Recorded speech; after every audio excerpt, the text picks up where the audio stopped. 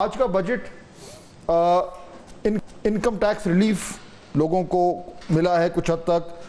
Government employees کی salaries میں کچھ اضافہ ہوا ہے, پی ایس ڈی پی میں بھی اضافہ ہوا ہے, نان فائلر کی تفریق ابھی تک موجود ہے, حالانکہ نان فائلرز کے لیے معاملات تھوڑے مشکل ہوتے جا رہے ہیں. کیا نظر آ رہا ہے آپ کو؟ ڈیفائننگ فیچر کیا ہے یہ بجٹ جو ہے وہ آپ کو کیا کہہ رہا ہے؟ دیکھیے جی, ابھی پرائما فیسی تو آپ کو میرا تو توجہ دو تین بلکہ 5 چیزوں پہ ہے. اب دیکھتے ہیں کہ ایز دی ڈیبیٹ انفولڈز اور جیسے یہ پروونسز اپنے بجٹس لاتے ہیں, جو میری نظر میں سب سے بڑا ایف پی آر کے ریونیو کا ذریعہ ہے وہ تو انڈسٹریل سیکٹر ہے, اور وہ لگ بھگ 50% بند پڑا ہے. تو میں تو دیکھنا چاہوں گا, ابھی we'll dig deep and find out کہ اس میں ایک انڈسٹری جو کہ گراؤنڈ پہ موجود ہے, مشین بھی موجود ہے, بلڈنگ بھی موجود ہے, لیبر بھی موجود ہے, پروڈکٹس کی مارکیٹس بھی ہیں, اس کو ہم چلاتے کیسے ہیں. I think F P R کا جو ٹارگٹ ہوگا وہ بہت حد تک اس پہ ڈپینڈ کرے گا. انڈسٹری سے ہی زیادہ جابز آتی ہیں, انڈسٹری سے ہی ایکسپورٹ بڑھتی ہے, اس کے بے شمار مسائل ہیں. اور اس میں جو سب سے بڑا مسئلہ یہ ہے کہ جو بینکنگ سیکٹر ہے پاکستان کا, اس کا تو جتنا بھی سارے کا سارا سرمایہ تو فیڈرل گورنمنٹ لے جاتی ہے. انہوں نے اچھا سسٹم بنایا ہوا ہے, اور یہ گورنمنٹ نہیں, 12 سال سے یہی ہوتا چلا آ رہا ہے کہ وہ بینک سے بورو کر لیتے ہیں, پھر اس پہ 70% اگر ڈیویڈنڈ ٹیکس شامل کریں تو 70% ٹیکس لگ جاتا ہے, تو وہ پروفٹس سے ریکوری کر لیتے ہیں. لیکن اس سارے پروسیس میں جو پرائیویٹ سیکٹر ہے, which is your main engine of growth, the main engine of growth is not the government, it is the private sector. اس کے لیے کریڈٹ کچھ نہیں بچتا, اور ایشوز ہیں. لیکن اوورآل آپ کو لگ رہا ہے کہ بجٹ جو ہے اس کا ڈائریکشن ٹھیک ہے؟ میں نے کہا نا جی کہ میں ذرا ڈیٹیل دیکھ رہا ہوں. مجھے ابھی تک میں نے سنا ہے کہ جولائی میں ایک انڈسٹریل پالیسی آ رہی ہے, اور اس میں آئی نو فار اے فیکٹ کہ پرائم منسٹر کا بہت فوکس ہے اور ان کی ٹیم کا. تو بجٹ کی سپیچ میں تو مجھے نظر نہیں آیا, غالباً وہ انڈسٹریل پالیسی میں آئے گا. دوسری چیز یہ ہے, دوسری چیز جو مجھے میں نے دیکھنی ہے کہ ڈیٹ مینجمنٹ, ہمارا جو سب سے بڑا ایکسپینڈیچر ہے that is the debt service charge. So debt management کا ذکر تو ہوا ہے, لیکن وہ کیا کہتے ہیں, the devil is in the detail. Fad, you write well. جی اچھا چلیں, let's come back to that. Sharmila صاحب, آپ ہاؤس میں موجود تھیں, ایک تو ماحول کیسا تھا؟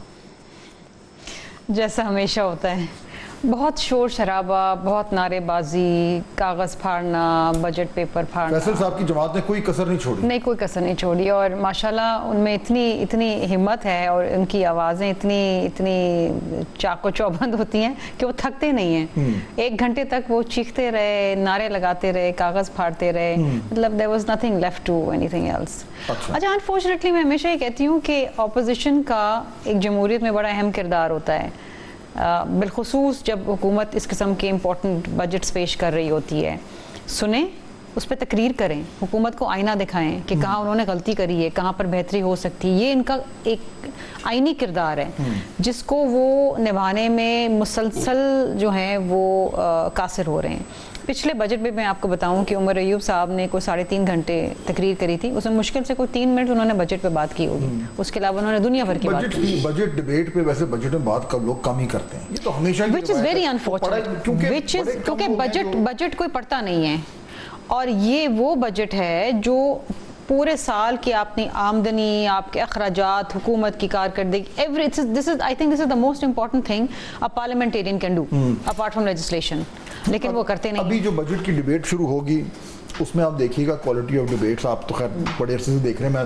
میں تو بتاؤں, میں تو جب I used to cover the parliament 90s میں, تو ماشاءاللہ ایکچولی میڈیا کو بھی ہے نا کہ خبر وہی بنتی ہے جو کوئی مزار بات کر رہے ہیں. بجٹ میں اتنی ڈیٹیلڈ گفتگو کون سنتا ہے؟ کوئی نہیں سنتا. اور ڈرائی سبجیکٹ ہو جاتا ہے. بٹ انفارچونیٹلی یہ کلچر ڈیولپ ہونا چاہیے نا.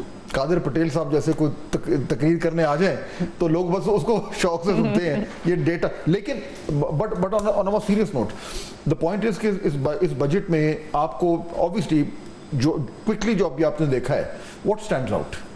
آپ کو کیا لگ رہا ہے؟ آئی تھنک ایک دو چیزیں جو بات انہوں نے کی کہ خواہشات اچھی ہیں, نیت شاید اچھی ہے, لیکن وہ کس حد تک کامیاب ہوتی وہ ہمیں نہیں پتا. ابھی بات کی گئی کہ جی تنخواہ دار طبقے کو چھوٹا موٹا ریلیف ملا ہے, چلیں کوشش تو کی ہے نا, کچھ شروعات تو ہوئی ہے, مزید بوجھ نہیں ڈالا. لیکن اس کے ساتھ آپ دیکھیے جو ڈائیکاٹمی ہے وہ یہ ہے کہ آپ ایک طرف بات کرتے ہیں کہ آپ نجکاری کریں گے اور ایس او ایز کو آپ ریسٹرکچر کریں گے. پچھلے بجٹ کے اندر انہوں نے پی آئی کی پرائیویٹائزیشن کے لیے رکھا تھا پروسیڈ 32 ارب روپے, نہیں ہوئی. اس بار پھر انہوں نے کہا جی 3 ڈسکوز جو ہیں وہ تیار ہیں پرائیویٹائزیشن کے لیے, آئی ڈونٹ نو کتنا اس کا حجم رکھا ہوا ہے, وہ بھی نہیں ہوگی. ایس آئی ایف سی کی بات کی, ایس آئی ایف سی کے اندر فہد صاحب آپ کو پتہ ہے جو جب یہ بنا تھا ادارہ, of course civil military leadership کی ٹاپ ٹیئر وہاں بیٹھتی ہے, ون ونڈو آپریشن انہوں نے کہا تھا کہ جی $60 بلین ہم 5 سال میں لے کر آئیں گے. 23-24 کے اندر جو انویسٹمنٹ آئی ایف ڈی آئی $2.78 بلین آئی ہے, اور 24-25 میں جو آئی ہے 1.38, اٹس گوئنگ ڈاؤن. تو یہ $60 بلین کہاں سے لے کر آئیں گے؟ پھر دوسری چیز یہ کہہ رہے ہیں کہ جناب جب آپ اپنا جی ڈی پی آپ کی گروتھ ریٹ مس ہو جاتی ہے نا, جو کوئی 2.68% ان کی ہے, دے مس دا ٹارگیٹ نا. اس کا مطلب کیا ہے کہ آپ کو نوکریاں نہیں ملی, آپ کی غربت بڑھ گئی ہے آپ کے ملک کے اندر, آپ کے ملک کے اندر معیشت کا پہیہ نہیں چلا. یہ باتیں کرتے ہیں میکرو انڈیکیٹرز کے اوپر, ٹھیک ہیں, لیکن ابھی بھی جو قوت برداشت ہے لوگوں کی اور جو خریداری ہے وہ نہیں ہے. ایک عام آدمی نہیں خرید پا رہا. آپ بات کرتے ہیں ہم کلین انرجی کی طرف جائیں گے, پھر 18% ٹیکس آپ سولر پینلز پہ لگا رہے ہیں. تضاد ہے نا یہ چیزیں. These are some of the things which really stand out. لیکن فیصل صاحب اوور آل ڈائریکشن تو ٹھیک ہے, آپ بلڈ کر رہے ہیں اکانومی کو, آپ کہہ رہے ہیں کہ جی یہ ابھی آپ نے مریض ہے اس کو دوا دینی ہے, وہ دوا کڑوی ہے, لیکن جب تک وہ دوا نہیں لے گا تو اس کی صحت بہتر نہیں. 76 trillion in date, 76 trillion which is 68% of your GDP. یہ بات ٹھیک ہے. بات صاحب میں نے تو آج تک کوئی دوائی میٹھی دیکھی نہیں, کڑوی ہوتی ہے دوائی. ایشو یہ ہے کہ مرض لاحق کہاں سے ہوتا ہے اور کیا ہے, پہلے آپ اس کی تشخیص کریں گے نا, پھر دوائی دیں گے. پرابلم یہ ہے کہ اس سارے بجٹ میں جو موٹی موٹی بات بالکل ہمایوں صاحب نے ٹھیک کہا ہے کہ ڈیٹیل جب آتی ہیں تو پھر اس میں پتہ لگتا ہے. اب یہاں پہ آپ نے کسانوں کا کیا مراد دی, آپ نے جو غریب طبقہ ہے اس کو کیا مراد دی ہے, آپ نے گورنمنٹ ایکسپینڈیچرز کتنے کٹ کیے ہیں, آپ نے جو ڈیولپمنٹ آپ کا بجٹ ہے اس کو کم کیا ہے زیادہ کیا ہے. ڈیفینس بجٹ شاید ہماری اب ضرورت ہو گئی ہے, وہ تو ضرورت ہو گئی ہے, وہ ہم نے بڑھایا ہے. تو بات یہ ہے کہ جو ایک ملک ایگرو اکانومی ہے, اگر جب تک آپ اس کی بنیاد کو سینچیں گے نہیں, آپ ان کو فیسیلیٹیٹ نہیں کریں گے. اب میں حیران ہوتا ہوں سر, یہاں پہ جو جتنے پیسے لوگوں کے پاس آتے ہیں لوگ گاڑیوں پہ لگا دیتے ہیں. آپ گاڑی جو ہے یہ کوئی لگژری نہیں رہے گی دنیا میں, اس کے آپ ریٹس مناسب کیجئے تاکہ وہ پیسے مارکیٹ میں آئیں.